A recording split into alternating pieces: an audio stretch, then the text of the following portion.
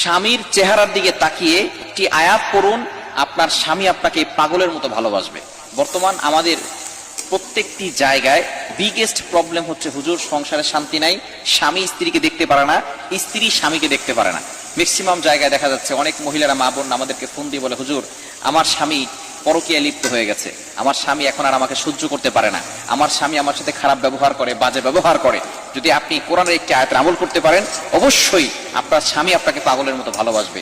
এই কোরআনের আয়াতটি পড়বেন, প্রথমে আপনি 3 বার দুরূদ শরীফ পড়বেন। দুরূদ শরীফ 3 বার পড়বেন। দুরূদের ভিতরে সর্বশ্রেষ্ঠ দুরূদ হচ্ছে দুরূদ ইব্রাহিম, যেটা নামাজের ভিতরে পড়ি। এই দুরূদটি পড়বেন। পড়ার পরে এরপরে আপনি পবিত্র কোরআনুল কারীমের একটি আয়াতটি হচ্ছে 16 নম্বর পারা 13 নম্বর পৃষ্ঠার 3 নম্বর লাইনে রয়েছে, সূরা তাহার 39 নম্বর আয়াতের শেষের অংশ, ওয়াল কাইতু আলাইকা মাহাব্বাতাম মিন্নি। এতটুকু পড়লেই হবে। এতটুকু আপনি 11 বার পড়বেন। যখন পড়বেন তখন আপনার স্বামীর চেহারার দিকে তাকাবেন।